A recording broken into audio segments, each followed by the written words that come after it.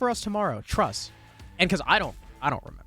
I didn't remember. I was like, oh, who are you playing against? He said, oh, Elisar. I was like, hi. No, I'm good. And then we beat them 4-1. So my vote is going to stay with Elisar. I don't know about you, John. My vote is sticking with Elisar. I just think same thing as Cookies and CJ. They can't lose 3 in a row. They can't. Wow, you just threw out the biggest sucker punch in a story I have heard in quite a while, but that was... Dude, I went 0-5 too. It was great. That was well needed. Oof. Oof, the double whammy. Hate to see it. But with a Jackal ban. With a Jackal ban? Kind of like Thatcher and Maverick are both up. Kind of pog, I'd say.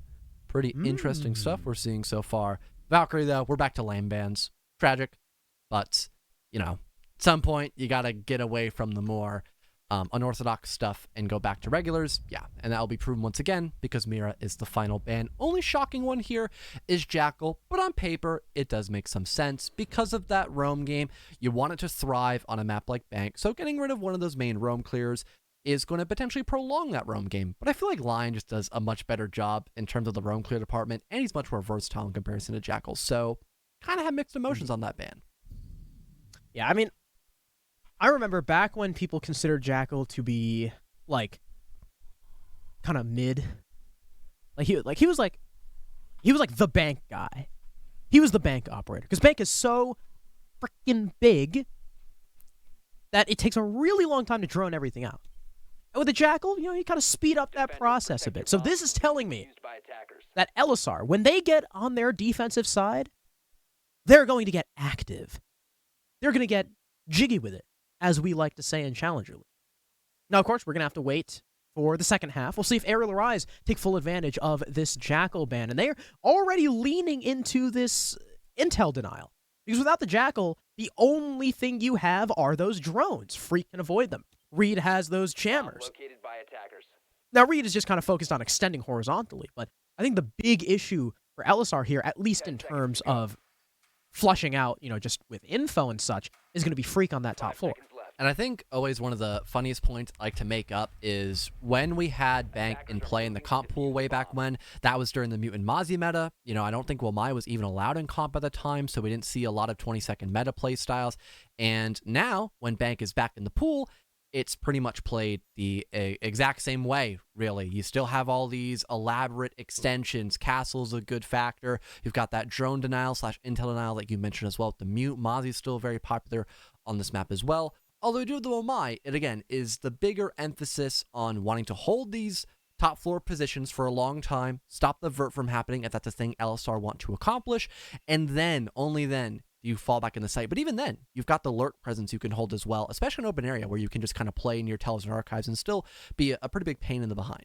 Oh my god. Jay and Freak were both peeking outside, and, well, Jay has been downed and finished off by Kento there from the roof, so that little gambit not working out in Ariel's favor. That forfeits the opening pick. That's one of the top floor players now dead, leaving Freak all on his own. And I don't know if he knows about young Alec. Wow, what a shot. Nice little micro flick from the ace. Reed also been lit up. And I mean, a minute 10 into the round and 3 kills now. Kento with 2, young Alec with 1. One bearing down from lobby. Inrio's looking to try and catch Reed Sync or Mo off guard. Here comes Reed looking to peek in. He'll spot the 0 cam. Now he knows someone's encroaching on his doorway, but there's vertical presence coming in too. Mo and Reed are standing on top of each other in a rotate. It's absolute pandemonium in the comms right now for Aerial Arise. And both of these players, if I'm not mistaken, are off site right now. Leave it all up to Mo. Bottom square. Look at a nice shot onto Kento, but is it going to be enough? I really don't think so. Yeah, no. Nope. It wasn't. All right, then. Well, over-aggression by the defense of Aerial Arise. That's a given. Maybe trying to get away with some silly plays early on. It's all right. Just don't do it again. I have a strange feeling we're going to see that again at some point, though, Harrison. So might need to go keep a tab on that and go back to it later if it's reattended by Aerial Arise. But Elisar, they did what they do best. They've got Kento shooting people in such a way where they eventually die. Too many holes in their body. And they just had a very smooth conversion afterwards. And yeah, I think at one point the comms there for Aerial were just completely jambled as both the Mute and Maestro were just kind of locking fingers between that rotate leading in from, I guess you call it like small office / archives. And then the round was just basically given up after that because we had the Mute trying to outduel somebody that was at the top of square. But still, strong round for LSR, but I don't think Aerial Rise are going to give them that opening pick for free like we saw in round number 1. Yeah, that... I don't know, the aggression from Aerial Rise, may have just been like a feeler round, trying to see how much they could get away with. And I think we answered that pretty quickly. It was not much. Yes. So they go down to the base. No Nook play from LSR. I feel like Bank is probably like, how I said like it was the Jackal map. Jackal was the Bank guy. Now it's also kind of like the Nook map. People run a lot of Nook here. When they take upstairs, they typically send Nook late into lobby. When they take basement, they typically send Nook late into garage. So, and I know Inrio is a big fan of doing that. So we're not going to see that, at least not this round. LSR going for another very standard full top-down push. Of course, from Aerial Rise, there is a roam. You still have Freak on the Vigil, who has been a huge pillar for Aerial Rise so far in this stage. Unfortunately, though, even though Freak has been very successful, hasn't yet been enough for them to get those consistent wins. And it's weird, Harrison. You would think LSR would want to go for more of those rather strange and atypical kind of plays, especially against such an on good paper team like Aerial Rise, where their defaults are top notch almost always, and it's kind of those element of surprise plays that really begin to put their heads on a swivel. But no, we're still having that full clear, like you mentioned earlier, Harrison. LSR are just now entering the building. They can try to apply some vert to maybe fully remove this roam game that's still held on the first floor right now, but having both the Zero of Inrio playing in tellers and still having that top floor pressure does allow for kind of a multi-approach, almost a collapse onto the defense, almost force them to fall back once they start getting that vertical pressure down and Inrio starts to get a little more aggressive after deploying these Argus cams. Now, remember when we VOD reviewed the Nocturnes LSR game and Nocturnes played the roam? Very similar to this. I do, yeah. Remember what happened? I'd like not to think about it that much. Oh! Well, what happened was that Nocturnes lost 4 bodies for the price of 1, but it looks like that's not going to happen. Mo, very early, going to get a C4 kill onto young Alec, denying the ace. That is a lot of hard breach potential. No longer on the board for this attack. So relying on those hard breach charges on a basement take, not usually the best, although most of those hatches are open. It's just going to be a little harder to open that default wall. And wow, Kento is going to get demolished by Freak through that wall. Inrio is there for the trade, but the damage has been done. The time has been wasted. 35 seconds left. LSR at a man deficit now. Although Vivid, I completely glossed over the hard breach point. I completely glossed over the fact that Vivid is Thermite. So they do have the opportunity to open those default walls nice and wide, but I mean, they're still up against a smoke and an echo with 20 seconds left. I don't know how well this is going to go. You can already see the gas canisters going out. I mean, nade goes in, but doesn't land on anyone. There's someone right next to the doorway as well. Yokai drones definitely being manned by Jay. And as the breach falls, Vivid's got 5 seconds to start this plant. He's even just being held off by stray peaks. Inrio gets 1 on the cover, but he's felled, and I mean, it's easy denial. The Thermite is down on the floor, and Aerial Rise tie the score. Yeah, nobody overextending their body to give LSR the immediate kill to start things off on the right foot, and too much time was spent gathering. Really not much for LSR. They had the right positioning, but they weren't winning the gunfights required. I think it was, Kento who died against the Vigil near one of the back walls? Either that or was it young Alec? Yeah. It's still, though, a loss of life against the Vigil, who was just still there to die at that point because already enough time was wasted. They still had the fallback potential of those Echo drones and the smoke canisters. So the fact we still had the roam game be very deadly, and then they still had the backup plan of we've got a bunch of util to just buy out the last couple seconds last round. It was just too much to handle at the exact same time to LSR. To give them Devil's Advocate, though, that is probably one of the most challenging sites to attack as a team, especially when it's actually a correct hold by Aerial Rise. So we'll kind of mock that up as I guess just better play by Aerial Rise, obviously, because they won it, but also that being the most difficult site to actually attack for LSR. Let's hope they can try to improve their pacing here on the next round, heading back to open area, because the map of Bank, it has a lot of reliance on that pacing, of course, Harrison. 5 seconds to go. Yeah, I mean, the earlier you're able to clear that roam, the better, obviously, as with almost every single map in this game, but I mean, Bank really, really punishes slow teams. Like it's and it sucks too because it's so big. Like it naturally takes a long time to clear, so you just get punished even more if you're slow paced. And I mean, that was a criticism that we had for LSR, back last stage when they were IF, and they've definitely quickened their pace. But I mean, at least through the last couple games, the last couple days where they've been losing their games, they've looked definitely a lot slower and a little more easily flustered than I'm used to seeing. But we'll see if they can take Freak off. But wow, threading the needle through the barricade, young Alec once again the opening pick. Well, Ace already gone. Not that big of an issue, though. You only need a little bit of hard reach when you are attacking on open area. It's just the fact of matter that it's a gun down, and young Alec is definitely someone who can shoot at the right time. There is a trade, though. Giddy's going to get rid of that Vigil eventually, so things are traded up. That is some of the roam game gone. ReedSync almost loses his life through a wall bang, but those tracers are nowhere near the mute's body, so he'll survive, not even get a lick of damage onto him. So could be worse for LSR. And most of this, actually everyone has fallen back off that top floor. So now they can play for vertical, except for maybe ReedSync because he's somewhere on the marble stairs, but I think he's in the lower half of that stairwell now. Inrio has taken into tellers as well. And remember, there's that rotate from archives into sight. If Giddy can control small office, and that gives Inrio a nice crossfire to allow his team, and help cover that plant if it comes down to it. Good vantage point to set up these cams as well. LSR are taking their time, but they're not pressed for it just yet. They've still got over a minute. He's just looking for any wayward picks through the floor if the defense gives it to them. Now, I will argue that the one thing that the Ace really does help with on this site is evading the impact tricks. As you can see, Mo is trying to go for it. There's even jammers on this wall. They'll finally deal with them, but can Vivid get away with the breach? Mo's just going to impact up. There it goes, and in fact, he won't even get a chance to use the second. Reed simply walks up blue, shoots Vivid in the back, and now you've only got your hard breach charges, but Inrio is in absolutely no position to use them. He's still in tellers, kind of dancing in archives by the rotate. Giddy does get a nice nade kill to even the man count, but still the fact remains, the breach is closed. They're going to be forced through bottlenecks. Reed Adams gets a pick onto Inrio from the marble stairs to take out anyone moving from the double door by beepers. That leaves Giddy and Kento both on the same side of the map. Reed is still on the flank. ReedSync is still a massive threat. If they can take the 2v2 on site quick enough and win it, then perhaps they have a chance in this round, but ReedSync is already here. Down goes Kento. Giddy is alone in the 1 versus 3 with no time, and Jay will just finish him off just to end his misery, and it's Aerial Arise now with the lead.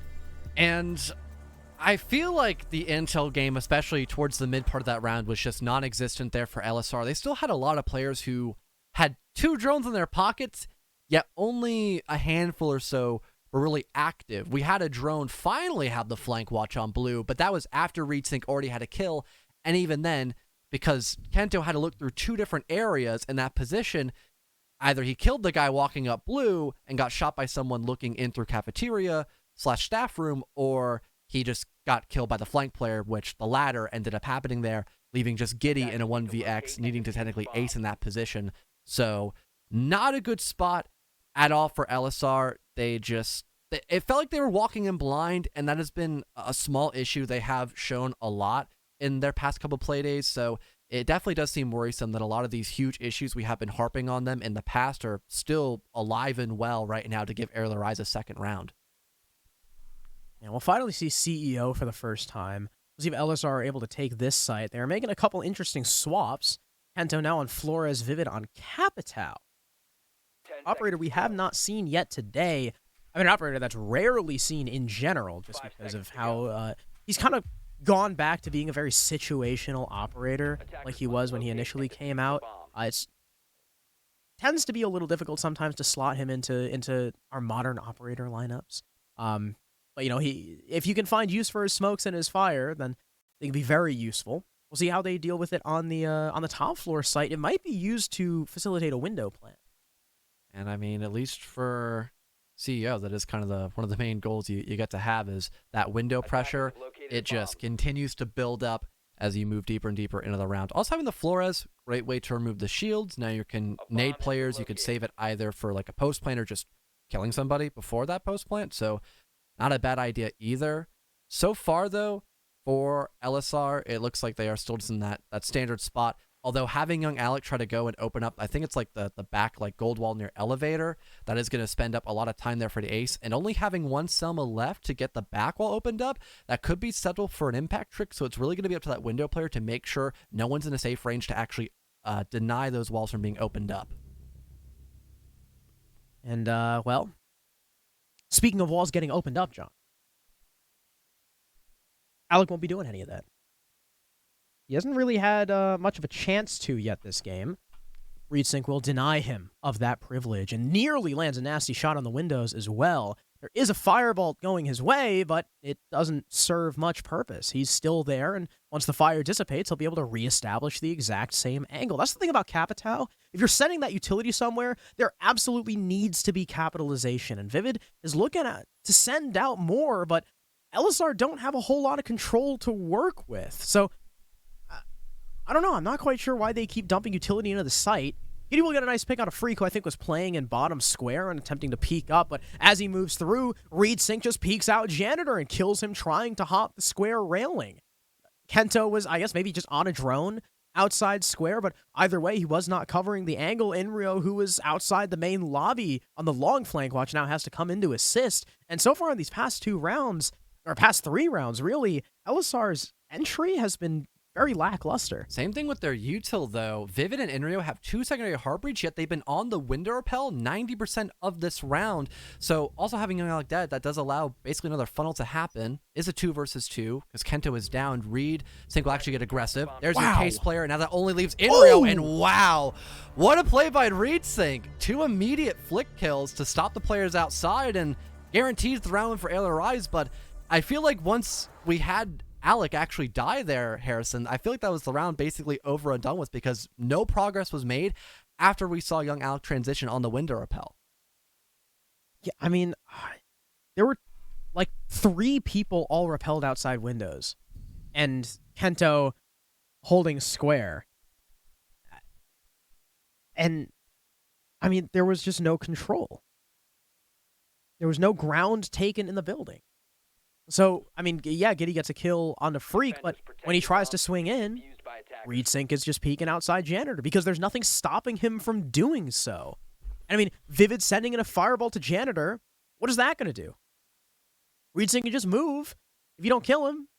There's no capitalization from LSR on their utility in that round. And eventually, I mean, they tried for a full window push with no other, no other spread across the map except like flank watch outside main door.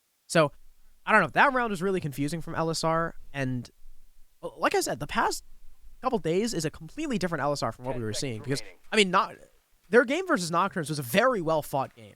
Like, Nocturnes was playing out of their minds, LSR was playing out of their minds, and this is just not the same caliber that we're seeing against Aerial Rise. No, not at all. I think one thing to note is you talked about basically the ineffectiveness of the window repel play by LSR. I think big part of that was they just had nobody rotate at a good time to go play top square. No one opened up the back wall. They didn't try applying a plant to go down. So they were kind of sitting outside the windows and were kind of asking ALRIs to peek them, but they weren't given the time of day. That's been the huge change so far in comparison to round number 1 all the way to now, is that ALRIs have really been picking their gunfights almost perfectly in order to just swing in at a good time and, for the most part, win the opening duels. They have gotten opening duel wins every single round except for the first one. And there it is again. Exact same stat line, except a new player. Reed Adams, instead of ReedSync like last round, is going to get the first blood. Kento's already gone, so that is a lot of your brute force capabilities just dwindled down to dust. Nothing. He's on cam duty now the next 2 minutes. Yep.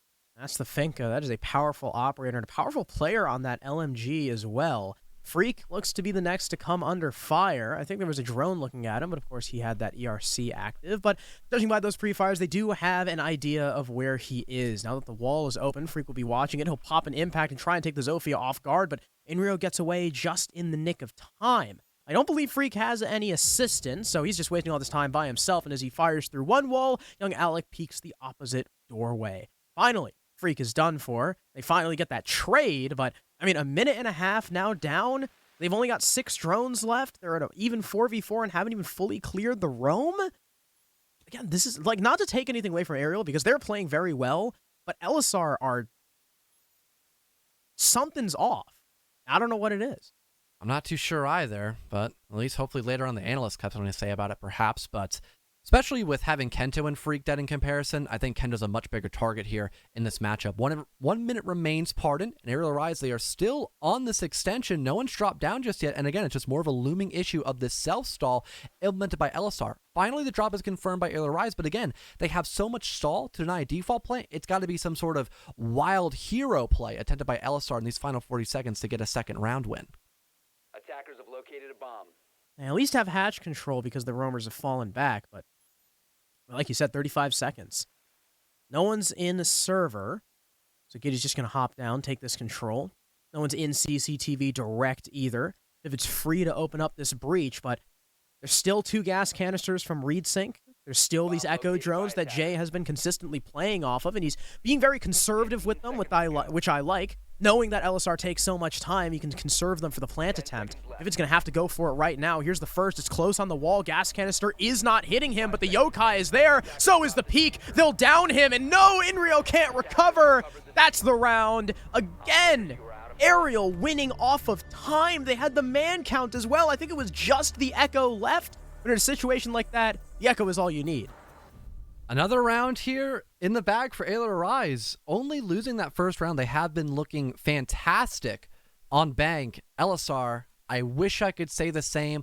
They have struggled with dealing with not only just Freak, but really everybody on the side of Aerial Rise. It has been pretty much everybody but Jay to get an opening kill against somebody on the side of LSR, and there has been little to no response. Even if when a response happens for that trade, it is just way too late to have really any impact. When we finally saw Freak die in the roam, it was already around a minute 30, minute 20. Like, his job had already been accomplished, and even then, there were still multiple other roamers that were playing in the first floor, just waiting for someone to overextend so they could actually make it that 4 versus 3. That didn't happen because they fell back, but again, they had their secondary option of having smokes and the Echo drones again just to waste even more time. It's the same point I made on round number 2 because the round just played out the exact same way when we saw Lockers the first and now second time. And now we're seeing open area again, where LSR, again, their entry didn't go so well. They got flanked by someone on blue stairs, and they couldn't even open the quad wall breach. And now there's people, again, playing downstairs, playing for that late blue flank, because at this point, almost everyone goes for that quad wall play. So why not pressure it? Why not have the attack constantly be scared and worried about a player about to come up that staircase? I mean, you could force LSR, or LSR could force the issue and just clear it. Like, they could just take the roamer out of the basement and eliminate all flank potential, but I guess like they don't want to. I mean, it does take a fair amount of time, which is understandable. I just hope they don't get punished by it again. Well, here's ReadSync opening up some kill holes. Almost spot to the body of young Alec. Does some damage. SMG-11, though, not going to connect on the head of the ace, though. Still having to worry about that. A potential threat of someone watching through a kill hole is very looming for young Alec, so maybe he won't hop in from the same position he just was. Maybe trying to go in through square instead, because having the ace alive is still, it's like you mentioned earlier, having the ability to maybe stop an impact trick from occurring. That, and also maybe having enough heart destruction to open up the hatches as well. We saw the vertical pressure just being a little lackluster by LSR last time they tried attacking this site. So maybe having the hatch opened up as well, it just gives them more opportunities to try to find a kill, which is something LSR have desperately needed a lot of their attacking rounds against Aerial Rise. Surprised this late in the round, no entry picks have been found by either team. I guess maybe Aerial Rise don't want to roam as heavy, considering the one round that they did lose, it was down to LSR having a very good roam clear. Aerial Rise were giving them those fights, and now that Aerial Rise are sitting very far back, in the past few rounds, LSR have struggled to find the kills that they're really looking for. So, once again, top floor control established, castle barricade open, Mo kind of trapped in the corner, but again, he has those impacts. C4 goes up through the hatch. It does not hit, but now the attack, likely cognizant of that person downstairs. ReadSync has very easily come up for that blue flank once again, once this attack starts moving in for the quad wall breach. And you can see they're hugging the wall now. They'll likely burn over the top and nade shortly, but there are a lot of Wamai discs, and oh, there is no Jaeger though, so yeah, okay. I was gonna say, I don't know if they have enough util to actually go for this, but they do. Maybe we'll go ahead and breach, but here's Mo with those impacts. There it goes. First one to land.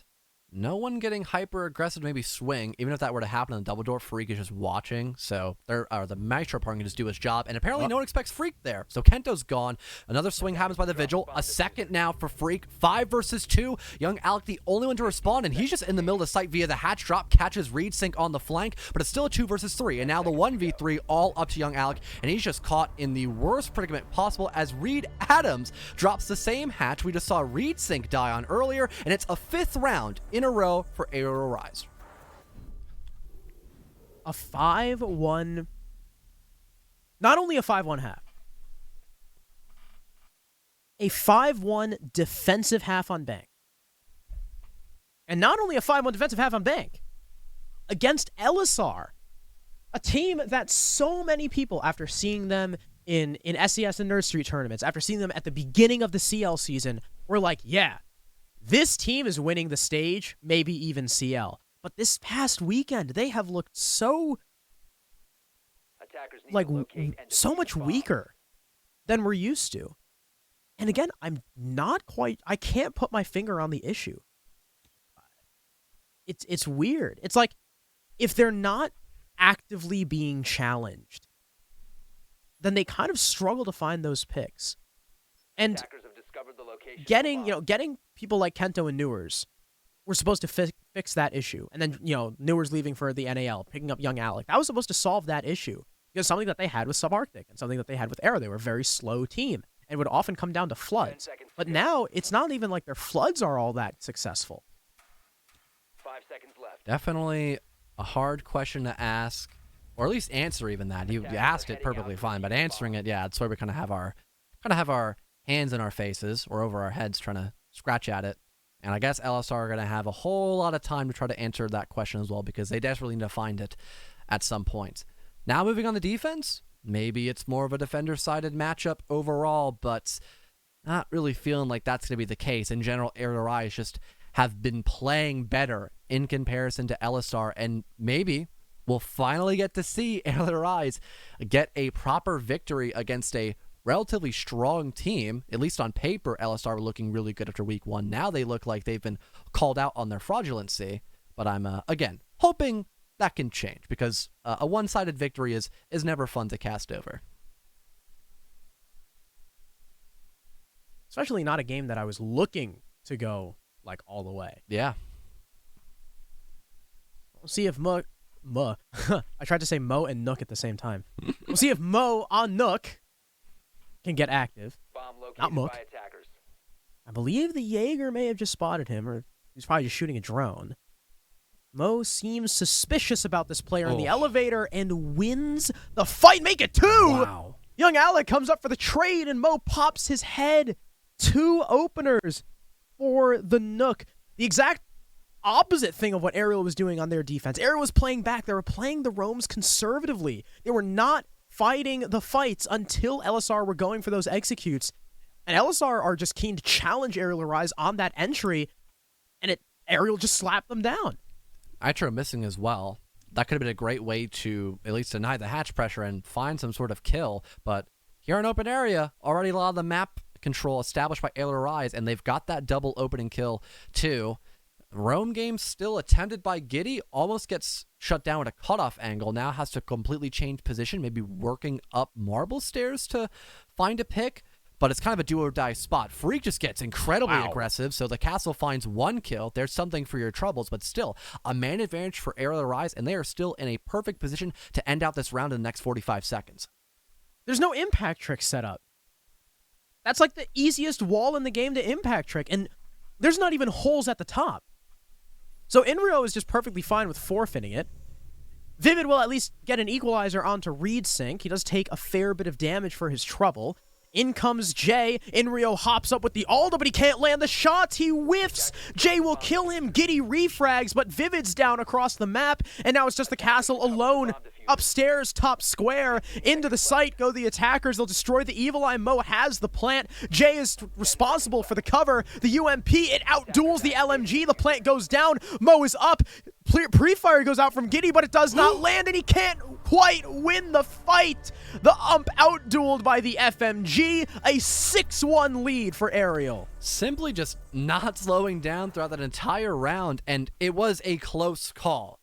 Don't get me wrong, but LSR, they needed that win to make sure they're not even on match and series point right now, Harrison. And I don't really know if the hyper-aggression was the correct call. Maybe if we had LSR go for the fallback, maybe having the Mozzie try to go for a bait nitro cell. I know I'm speaking theoretics, and clearly Kento was not expecting to lose that gunfight and have his teammate die too. So even the refrag was a potential for LSR, but still trying to play into their own strengths and not trying to adapt in any which way to counteract Aerial Rise, it seems like a major facepalm.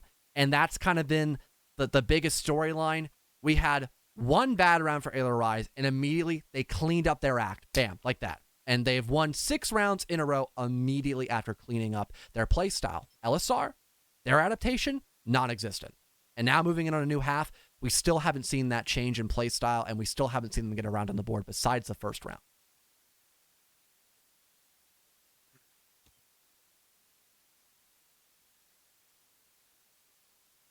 I don't even know what to say at this Seconds point. left before insertion. Yeah, to get to that point. Yes, LSR Seconds remaining. gonna try down on the basement. They've got Cade to lock off the hatches, Attackers are but moving out to locate I a mean, bomb and defuse it. their Thatcher is up, and so is Maverick. Aerial's just gonna take Maverick because then ReedSync has nades. They have 6 of them, and Flores. So if you're planning on having shields, or even the Goyo, not Goyo shields anymore, Goyo canisters. Just Vulcans I now, guess. I think. Yeah, the Vulcans. Yeah. Volcans. Remember, it's Spanish. All The right. Volcans. Wow, that was a terrible accent for me. Volcan. I don't know. I'm a fraud. Even those Volcans, at the end of the round that you rely on for delay, I mean, Mo can pop them instantly.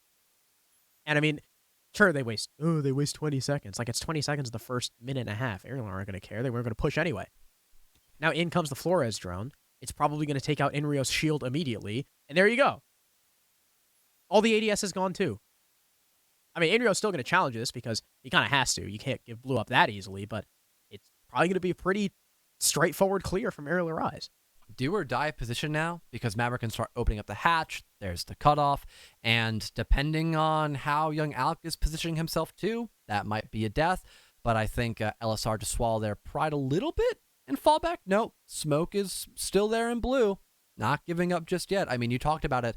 You kind of have to at that point, but potentially saving those smoke canisters and then trying to go back to site could be a better option, because it doesn't matter if you burn about 30 seconds at this point, because, LSR, or Aerial Rise, sorry, they still have all the time in the world. So if Inrio gets isolated here, dies, and then young Alec cannot retreat back to site in time, it's going to be a 5-on-3 for Aerial Rise on match point. Yeah, having 2 people stuck with that server hatch open is not great unless they can get the kills to back it up. And Inrio's going to start it off onto Mo, taking out that Flores, who largely already did his job, but still, it's now a man down. Reed Adams is right outside dirt. Drop the bomb diffuser. Never mind. He is no longer right outside dirt. And young Alec lines up too, refragging his teammate, Jay. He'll get the instant trade, but it's still a one-man advantage for the defense. Vivid is the only one with damage done to him, and it's not even a lot. He's still above 50 HP. Drones going in from Jay to gather more info. He'll see the Cade all the way back towards elevator. Nade is going to go out. Not going to land quite on the mark, and the Wamai wins his fight towards main. Looking like it's going to be LSR's second round, unless Jay can clutch up a monstrous 1 versus 3 in the next 20 seconds. So as he pre-fires towards the Goyo, he's killed by the Cade, and LSR take their second point. And I was going to make a point of maybe the lack of intel there for Aerial Rise. I don't think that was the main issue. We just saw better team play by LSR and maybe too much funneling by Aerial Rise. Someone jumped the gun. That gave Inner the opening duel. He did earn it, though. Don't get me wrong. He had a beautiful shot at the bottom of blue. And there was a trade at some point, but then young Alec got lined up 2 kills almost immediately back to back, but not in a position where those 2 kills were like multi-swings. It was just 2 people literally holding hands and just allowing young Alec to smoke him like that. So I think Aerial Rise just got a little bit too lost in the sauce there, but still a well-needed round for LSR. I'm not going to take that away from them. Still needing 4 more rounds, though, to at least go to overtime. A very daunting task. And now in a very awkward site like CEO, it definitely does bring a lot of worry to me, and I can imagine that being the same thing for LSR too. Is this the start of the comeback, John? I don't know. Or this could be the 8th time that we get called frauds on in chat for having like everybody but one person vote LSR and they just get walloped. You think after a 6-round streak from Aerial, that one from LSR is enough to bring the momentum back? 10 seconds to go. I really don't think so. All right, well. But I would hope. 5 seconds left before insertion. A lot of copium and hopium, but sometimes not truthium, Attackers are I moving guess. to Not defuse the factual. bomb. I would hope LSR at least takes it close. Mm. But I like what the Echo coming out. Freak is donning the IQ. Freak on the G8. Now that's a terrifying prospect. Also got Osa shields for Reed Adams. Red. Mm-hmm. Good one, me. Mm-hmm. But even then, it's like I feel like if Aerial Arise are allowed a decent entry in any of these defenses, it's just going to be over. And I'm really scared. Every time I see LSR get just a little bit aggressive, I get scared that they're going to get popped, and Aerial is just going to snowball it. Oh, it just gets shot. That's unfortunate, Jay. He's got one more Twitch drone, though, so he'll try to break the mute jammer for the hard breach play. Although, was one of the walls opened up back there? Wasn't quite sure about that. Oh, well. We'll probably find out later, I suppose. And, oh, there goes the other Twitch drone.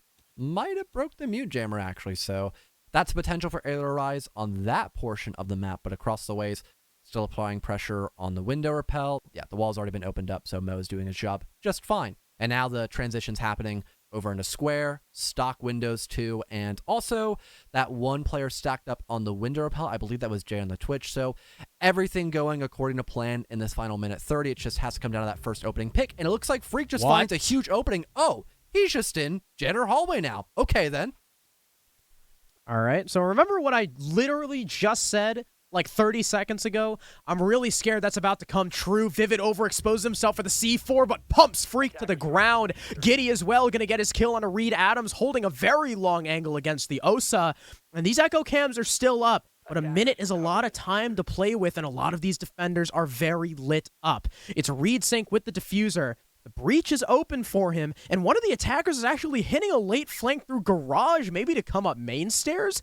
Giddy is now lit to 1 HP. He'll join Vivid and now basically playing paintball. Yes, it's Mo all the way downstairs. ReedSync trying to wallbang through the couch, but can't quite yet. They've got info on Vivid. This could be a very simple pre-fire. Giddy's been down on the floor as well. Inrio is now dead. Vivid's 1 HP in a 1 versus 3, and they have exact info on his position. Easy cleanup for ReedSync. Aerial Rise, a dominant 7-2, shutting down LSR and giving them their 3rd straight loss. And Harrison, it is such a bittersweet outcome because I know that, of course, LSR, they can do better as a team. We